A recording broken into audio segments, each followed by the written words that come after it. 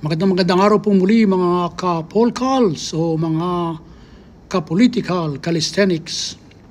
At unang-una po, sana po ay lagi kayong nasa mabuting kalagayan. Siyempre po kasama yung inyong mga pamilya at iba pang mga mahal sa buhay, saan mang sulok kayo ng daigdig naroroon. Ngayon po ay naglabas na ang Department of Justice ng mga sinasabing kakasuhan. Hinggil po ito doon sa mga taong involved doon po sa tinatawag na pinakamalaking korupsyon na kung saan ay parang walang kinatatakutan itong mga politiko na kaalyado niya at walang habas na nangurakot dito po sa tinatawag na flood control. Una ko pong sasabihin sa inyo, ito po ay flood control po lamang ang pinag-uusapan dito. At sa flood control po lamang, trilyones na po ang involved na pera. Sapagkat bawat corruption ay bilyones ang pinag-uusapan. At ito po ay nangyari simula pa noong 2016 sa panahon ni Duterte at sinasabi ng mga kontratista nag-apat na doble sa panahon ni Marcos. At ito nga po, meron pong kakasuhan na 21 ng mga sinasabing nabanggit na personalities dito po sa tinatawag nating flood control corruption. At isa pa po ito po ay sa DPWH po lamang at flood control pa po lamang. Wala pa rito yung mga ibang corruption na maaring nagaganap sa mga procurement ng ibang mga pangangailangan, halimbawa mga computers, o wala naman, o di kaya sa mga ghost ng mga employees, wala pa po yan dyan, o di kaya sa mga ibang ginawang proyekto sa iba't ibang departamento, kagaya nga po ng nabanggit ni Senator Angara na ngayon ay DepEd Secretary na mayroong 11,000 na mga eskwelahan na ginawa, tapos na po sa papel pero hindi pa po tapos sa tunay na buhay. O yan po, yan po bali pangalawa pa lang po yan na issue na kung saan ang involved ay DPWH. Marami pong mga ginagawa pang mga bagay ang DPWH sa lahat po ng departamento. At hindi lang po yan, sa lahat po ng departamento ay meron po malalaking budget na hindi pa lumalabas ang nakawan. Kagaya halimbawa sa DepEd, confidential fund pa lang ni Sara Lustay ang nabubuksan. Hindi pa nabubuksan yung iba pang corruption na naganap dyan sa panahon ni Sara Duterte. So ngayon, balik po tayo dito sa sinasabing kinasuhan. Ito na po yung kinasuhan, no? Yung mga babasahin ko lang. Si Zaldico, yan po ang pinakaano dyan. Pangalawa sa hari. Sumunod po si Chis Escudero.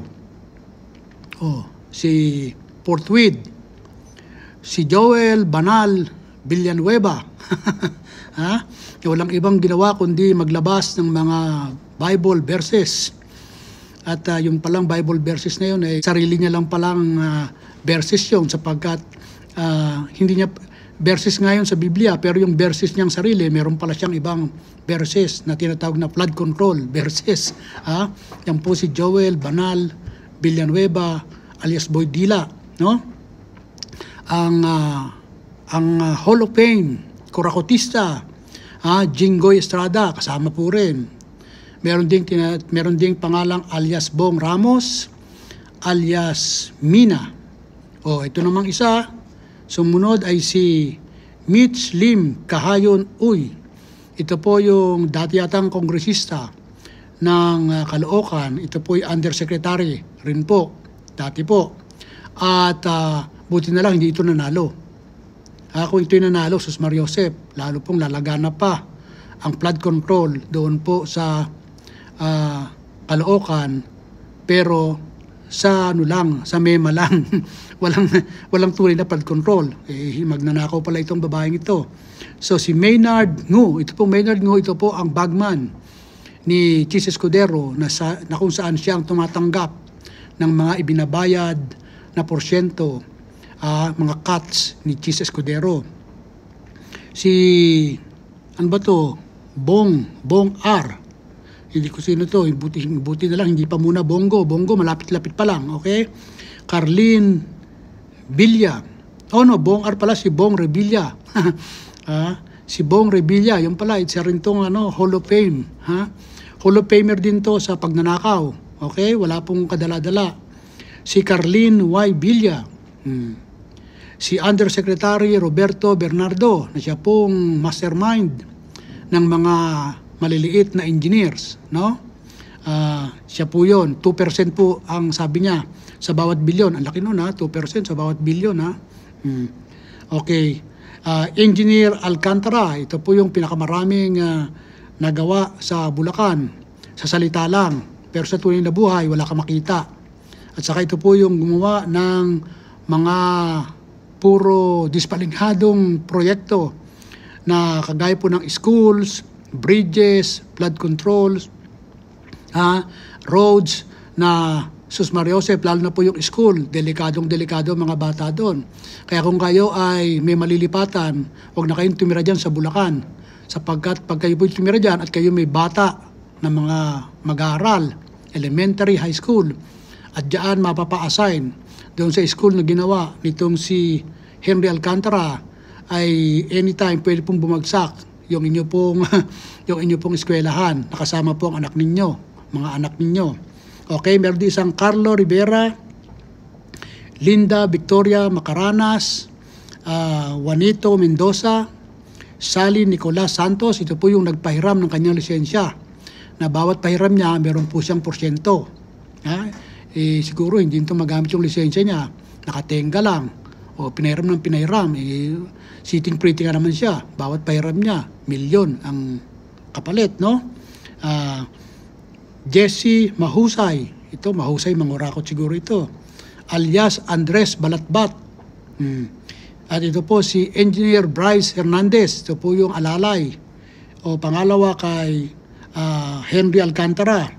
Sila po yung magbabarkada nila, JP De Guzman at si RJ Dumasig. Ngayon po, masasabi ko lang rito ay meron pong mga kulang pa siguro dyan at numero unong hinihintay ng taong bayan, bakit po hindi kasama si Martin Romualdez? Si Martin Romualdez po ang tingin ko pinuno dyan sa Kongreso, sa House of Representatives. At sa Senado naman, siguro itong si Chis Escudero. Ngayon, ang tanong, bakit wala pa rin si Martin Romualdez? Bakit po? Baka pag nabiso si Martin Romualdez, tumulay kay Bongbong Marcos Imposible namang hindi alam ni Bongbong Marcos ang pinagagawa ni Martin Romualdez, at imposible namang hindi man lang bibigyan ng porsyento ni Martin Romualdez si Bongbong Marcos sa kanyang truckloads of money na tinawag nilang basura. Pero hindi naman siguro tinawag na basura kasi yung nagsabi nun peki naman pala, no? Peking DDS talaga peke, pati testigo peke, no? Pero ako naniniwala itong si Martin Romualdez dapat ito mapasama at makulong, dahil ang paniniwala ko siguro ito ang mastermind diyan sa House of Representatives. At imposible rin hindi alam ni Bongbong Marcos itong nakawang ito, sapagkat siya po ang pumirma ng lahat po ng mga insertions. Ang halaga po ng insertions na isinabmit sa kanya ay 459 billion na insertions. Ang kanya lang pong niline veto o kinancel o disapprove ay 29 billion lang po lamang. Ibig sabihin, alam ni Bongbong Marcos na mayroong almost 430 billion insertions. Ngayon, pwede bang sabihin ni Bongbong wala siyang alam dyan? Siguro, kung gusto niyang depensa, sabihin niya.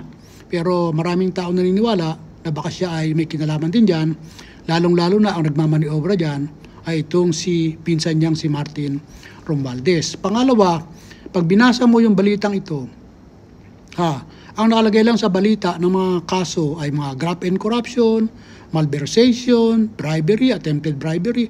Sus Maria Josep, pag ganyan po ang ikinaso nyo dito sa mga taong ito, hindi po ito makukulong, sabi nga ni Chavit Singson. Bakit po? Kasi po yung mga kasong isasampa ninyo, bailable lahat yun eh. Kahit pa gaano kalaki ang bail niyan, kayang bayaran yan, ang daming nanakaw ng mga yan eh.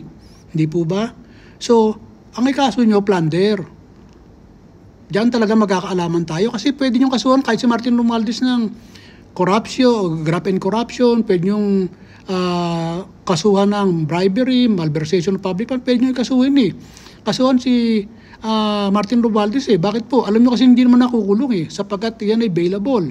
Ngayon, kung talagang matapang itong DOJ Secretary, ay rekomenda niya doon sa ombudsman na kaso ay plunder para sa mga government officials at doon po naman sa mga hindi government officials or government employees, kasuhan niya ng plunder din sa Regional Trial Court. Yan po ang tingin ko dapat gawin ng DOJ. Hindi yung kakasuhan mo lang para makapagpasikat ka lang. Yan po. Yan po dapat ang ikaso dyan, plunder. Hindi po yung mga kasong nabasa ko na anti-graft, yung tinatawag anti-graft corrupt and practices, tapos malversation, ano pa ba yun? Bribery, attempted bribery. Hindi po yan ang dapat na ikaso dyan. Yan ang kaso ni Jinggoy. Nakita nyo, tuntua pa. Dahil siya, nakapiyansa siya hanggang ngayon. Ngayon may panibago na naman siyang papiyansahan. Di parang wala lang. At saka pag yan pinagpiyansa mo, siyempre hindi yan makukulong. Pag yan ay na-guilty sa ombudsman, meron pa yang dadalhin pa mag-aapila pa sa ombudsman. Pag hindi pa rin naapila, dadalhin lang naman sa Sandigan Bayan. Sa Sandigan Bayan, aabuti na naman yan ng 5 to 10 years. Pag guilty sa Sandigan Bayan, iaapila sa Sandigan Bayan. Pag guilty pa rin uli, Court of Appeals. Pag hindi sa Court of Appeals, another 10 to 15 years na naman. Sus Maria Josep, hanggang sa mamatay na itong mga nakasuhang ito o kaya sa magkalimutan na hindi o walang makukulong rito. Kaya para nakakulong sila at siguradong ilalaban nila yung kaso nila ng kung ano man ang gusto nilang gawin, at least nakakulong sila, ang ikaso nyo ay plunder. Yan po ang aking pong suggestion lamang dyan. Hindi pwede magpapasikat ka lang, DOJ Secretary Remulla, na kakasuhan mo ng ang mga ito, pero hindi naman plunder ang ikakaso mo. So yan lang po. Sa ngayon po, yan lang po ang aking sasabihin. Maraming salamat po sa inyo at sa muli po nating pag-uusap. Sana po kayo ay patuloy na manood dito sa aking YouTube channel at kung hindi pa kayo nakapag-subscribe, ay mag-subscribe po kayo dito po lamang sa Political Calisthenics. Maraming salamat at mabuhay po kayo.